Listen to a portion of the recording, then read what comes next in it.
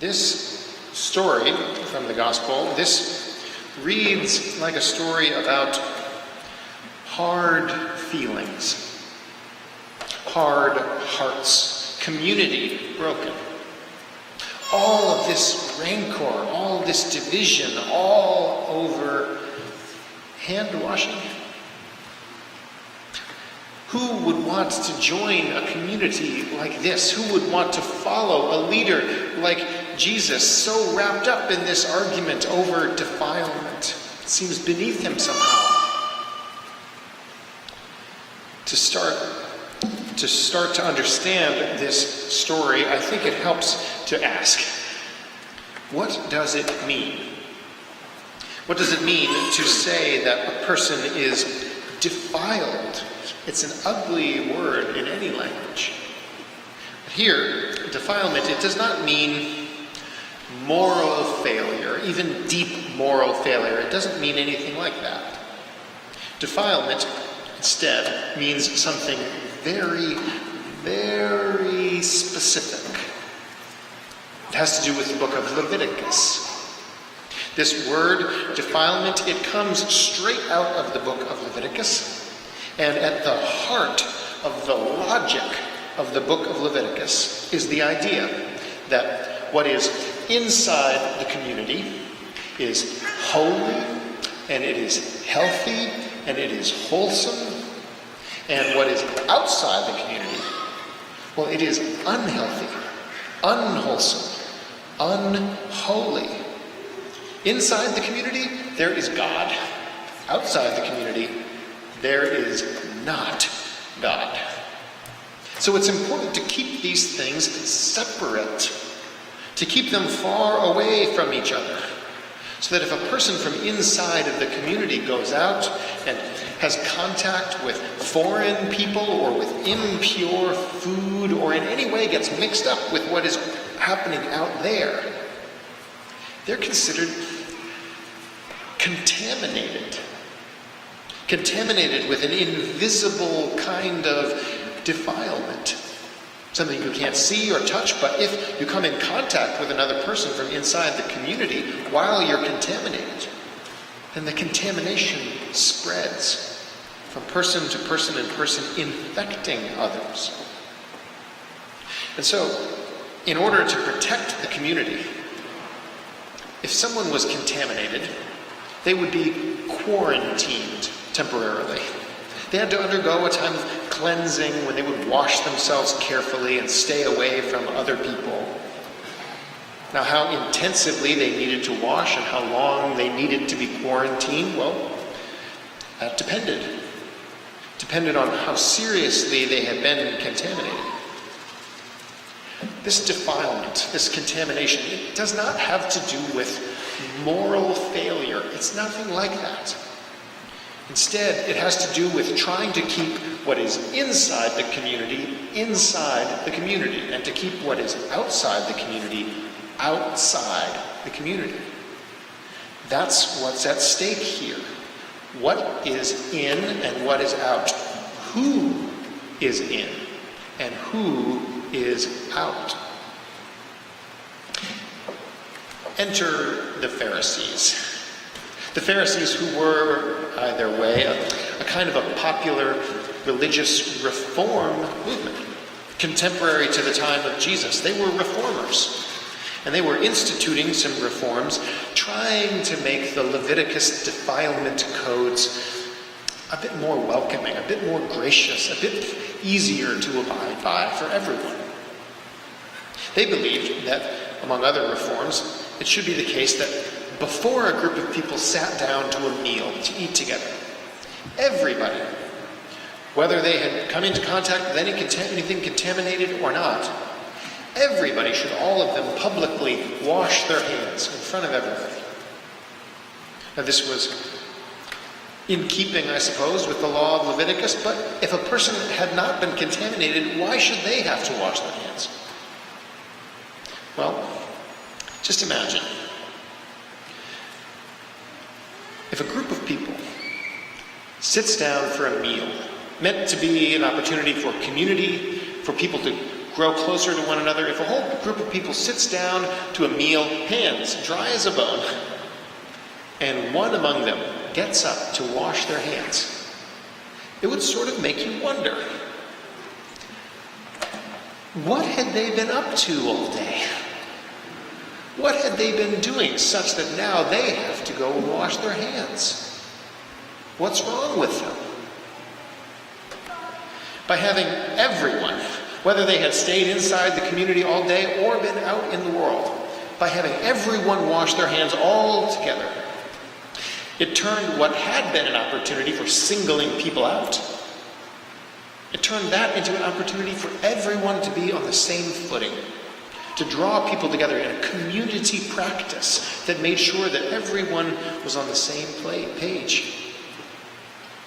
And all of this was accomplished while staying inside the letter of the law of the book of Leviticus, inside the community. This was a reform, what the Pharisees were doing.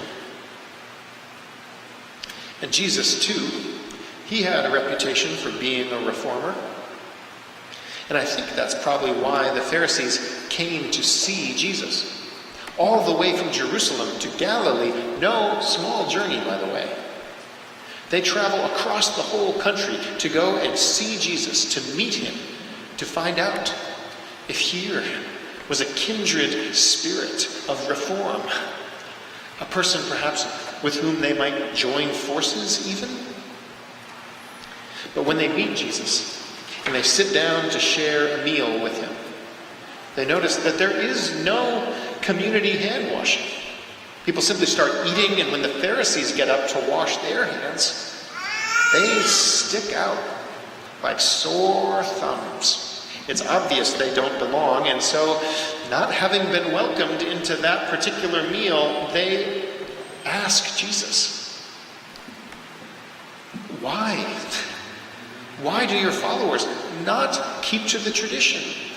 Why don't they wash their hands? It's a fair question, especially from a group of people just made to feel unwelcome. It's fair. But Jesus, in front of everybody, lights them up. He calls them a bunch of hypocrites. He says that the prophet Isaiah had been specifically warning the world about how bad they were going to be. And if that weren't enough, he finishes off with a laundry list of how they should be worried about the murder and the theft and the adultery going on in their own midst, and leave off about the hand-washing tips.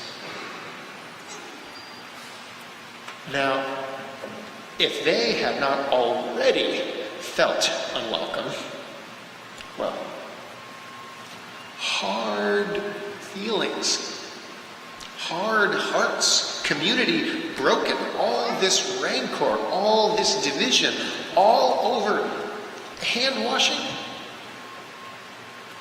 It's hard to understand what Jesus is doing here. Well, to understand this whole drama, it hinges and turns around one little word that helps make sense of what Jesus does and what he means to teach, how he means for us to live. One little word. Some.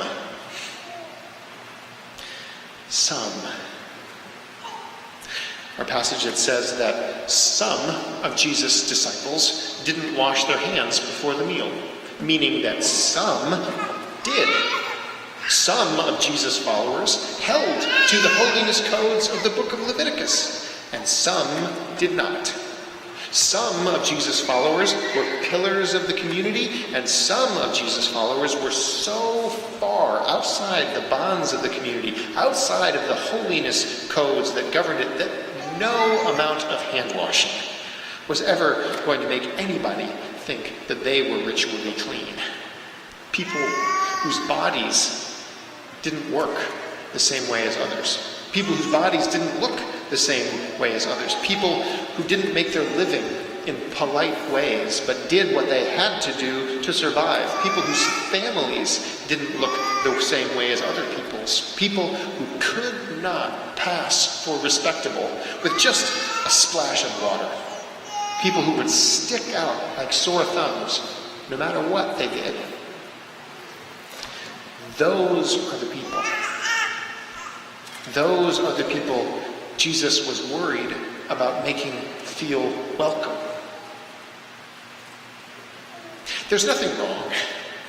There's nothing wrong with wanting to help already respectable people feel at home. That's fine. But you have to go deeper than that in order to be a follower of Jesus.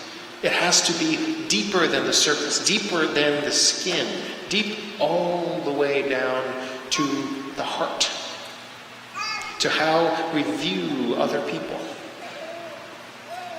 Now this is why, by the way, Jesus chooses to call out certain kinds of behavior, calling them the things that really defile, them the things that really separate from community.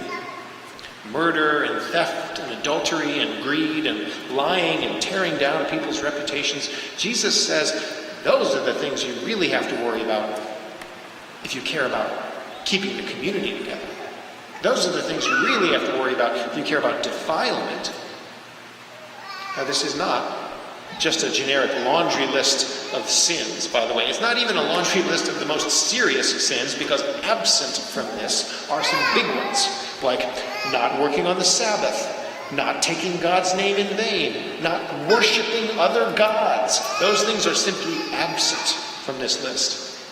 This is not a general list of sins. These are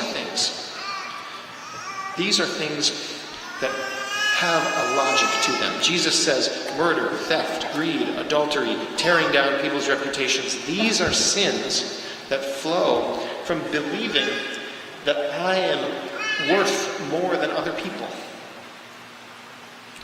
That one kind of rules should apply to me, and to others, a different set of rules. To murder another person, I have to believe that my life is valuable and theirs not so much. To steal from another person, I have to believe that what's mine is mine, and what's yours, not so much. To live a life defined by greed, I have to decide that I should have comfort, but you, not so much. Jesus picks out and highlights sins and ways of living life that flow from believing that I am more important than other people. These sins, they would defile me. They would defile me. That is, they would separate me from community. Because if that is the way I view other people, that I matter and they don't, there's no way I can be in community with them. It's impossible. If I view people in the way that I matter more than them, I have already separated myself from community. Whether it's because I think I'm better than someone because of where I live, or because I look a certain way, or because my clothes are clean, or because I woke up in my own bed rather than on the street, to believe that I am better than someone else. That is what will really defile me, what will really separate me from community.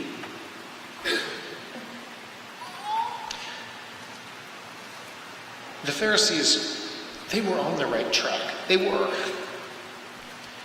But they did not go far enough, not nearly far enough. For there is none who is defiled except the one who looks down on others. There is none who is alone except the one who claims to need no help along the way. There is none who is lost except to the one who believes they have already arrived. Jesus called them. Jesus calls us today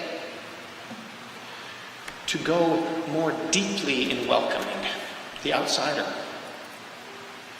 to go deeply into an inner reformation of heart, to an inner reformation of heart to build a community that truly welcomes all comers, requiring nothing of them other than that they have a desire to be among equals. This is the kind of community that Jesus had created. This is the kind of community that church is supposed to be today. Now, this was hard. This was hard to do in the time of Jesus, and it is hard to do today. It is an easy thing to do to say that all are welcome. It is a hard thing to live it out. But that is precisely what we are doing here. That is precisely the kind of community we are trying to build here. The sorts of Christians we are trying to be here.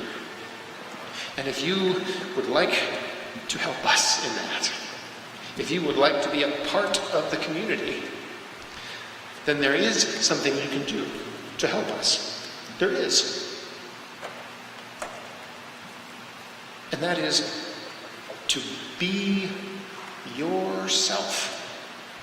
To be yourself, your full self.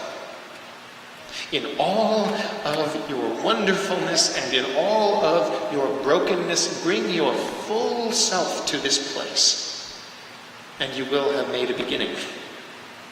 Do not hide your light under a bushel, by no means. But do not hide your scars away either. Don't hide where you have been, and do not hide where you are dreaming that you might yet someday go. Be yourself. Be vulnerable and risk believing. Risk believing that you would be welcome here as you truly are. Risk believing that if you are honest about what you are doing here, honest about why it is that you would have God touch your life, honest, that no one will look down on you. Risk believing that. Risk believing that here you would find kindred from the same clan. Risk that here you might find that you are a friend among friends, a worker among workers, a child of God among the people of God. Risk that. And having been welcomed, who would dare turn another away? Risk that. And having been welcomed, who would want to turn another away?